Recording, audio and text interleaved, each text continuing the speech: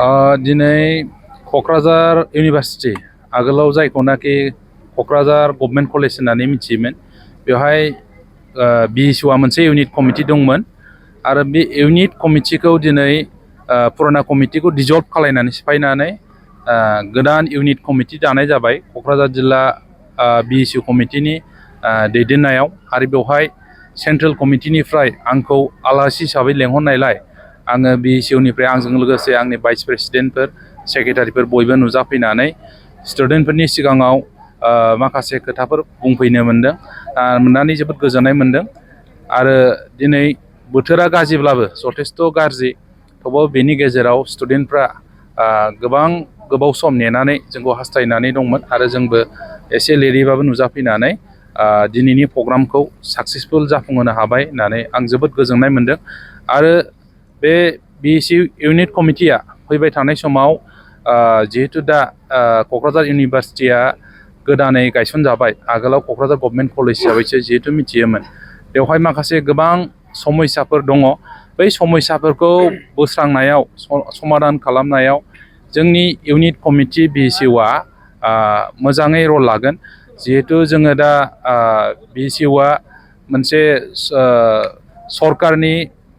पावाराव थानाय BTCआव पावाराव थानाय बिपिएफ राजनिति दोलोनिनो मोनसे छात्र संगठन ओंखायनो बे कलेजाव जाखिनि समस्या दं बेखौ जोङो BSU हिसाबै सरकारनि खाथियाव लांनानै समाधान खालामनायनि जानाखि बेबस्था बेखौ फैबाय थानाय समाव जोङो नाजालांगोन मोनसेनि उनाव मोनसे गोदानै डिपार्टमेन्टफोर लाबोनाय जाय डिपार्टमेन्टफोरानाखि बाहाय दा मास्टार डिग्री गैया खालि डिग्रीयावल' दङ बा बाहाय फेकाल्टिसफोर प्रफेसारफोरनि पस्ट नन टिचिं पस्ट केरानि LD बायदिसिना गोबां पस्ट लाबोनांगौ दं जिहेतु दाबो गोबां मावनांगौ खामानि दं इनिशियेल स्टेजाव दं बे इउनिभार्सिटिया बे इउनिभार्सिटिखौ आपग्रेड खालामनायाव जौगाखांहोनायाव जोंनि BSU इउनिट कमिटि हक जिल्ला कमिटि हक बा सेन्ट्रेल कमिटि हक जोङो मोजाङै रल लागोन आरो सरकारनि खाथियाव मोनफ्रोमबो समस्याखौ खिन्थानानै जोङो समाधान खालामनो नाजागोन आरो छात्र संगठन हिसाबै निस्सय जिखि इलेक्सन जाया मानो बाहाय जोंहा पार्टिसिपेट खालामनाय दायथ'आ दङ निस्सय बे कलेजावबो जुदि इलेक्सन जायोबा निस्सय जोंनि BSUनि तरफनिफ्रायबो बाहागो लानाया थागोन बाहाय जोंहा जेबो बुंनांगौ गैया आरो बे दानिल' खोथा नङा जों मोनफ्रोमबो इउनिभार्सिटि बा कलेज मोनफ्रोमबो सारा BTCनि जेसेबांनाखि कलेज इउनियन इलेक्सन जायो बाहाय जोङो जोंनि BTC ओनसोलाव थानाय छात्र छात्रीफोर जायफ्रानाखि कलेज इउनिभार्सिटियाव फरायदों इन्डियानि डेम'क्रेटिक प्रसेसआव जाहाथे बिथांमोनाबो इनभल्भ जानानै सिस्टेमखौ सोलोंलांनो हायो भबिष्यतआव डेम'क्रेसिनि सासे गुड लिडार मोजां दैदेनगिरि जाहाथे जाहैनो हायो बेनि थाखाय जोङो BSUआ मोनसे प्लेटफर्म होयो जोंनि स्टुडेन्टफोरखौ स्टुडेन्ट इउनियन इलेक्सनफ्राव पार्टिसिपेट खालामनानै बिथांमोना डेम'क्रेसिखौ मोनसे प्रेक्टिस एक्सारसाइज खालामनायनि जाहाथे स्कप मोनो बेखौ जोङो जोंनि BSU तरफनिफ्राय प्लेटफर्मखौ होयो आरो बाखि बाहाय जेबो गाज्रि उद्देश्य बा एजेन्डा गैया आरो माबादि नुहुरो निस्सय जोंनि स्टुडेन्टफ्रासो गेलेगोन बाहाय कलेजनि जानाखि स्टुडेन्टफोर दं बिथांमोनासो पार्टिसिपेट खालामगोन बाहाय जोङो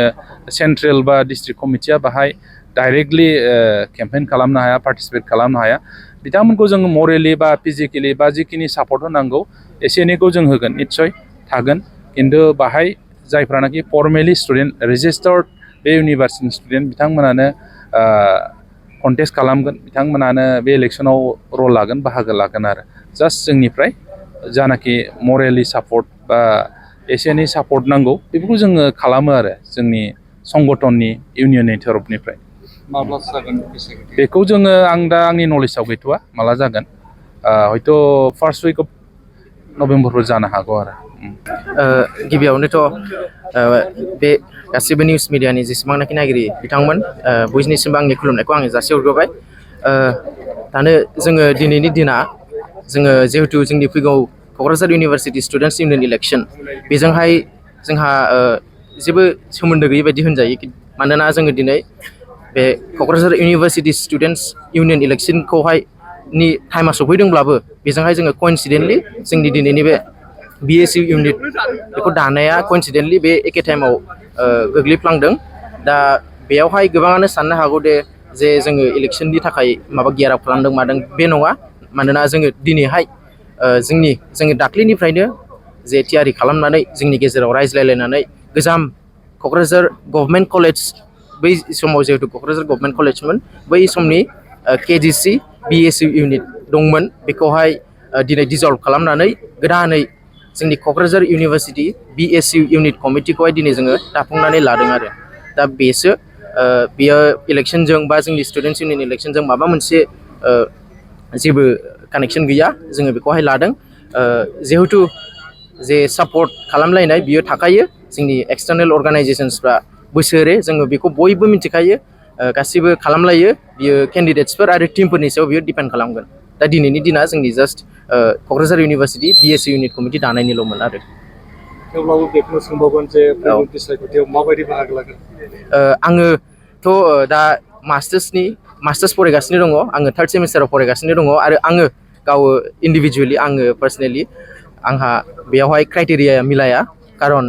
फाइनाल इयार मास्टार्स आरो बेचलार्सनिखौबो फाइनाल इयारखौ गेलेहोनाय जाया जोंनि क'क्राझार इउनिभार्सिटियाव बेनिखायनो आङो बेयावहाय केन्डिडेट हिसाबै आङो बाहागो लानायनि आंहा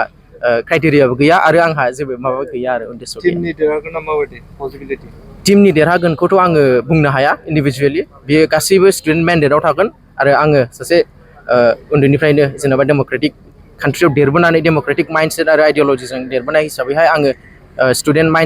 मेन्डेटखौनो बा भटार्स मेन्डेटखौनो आङो एक्सेप्ट खालामगोन जाय टिमा देरहागोन बे टिमा स्टुडेन्टसफोरनि बा भटार्सफोरनि नोजोरावहाय साबसिन होननानै बियो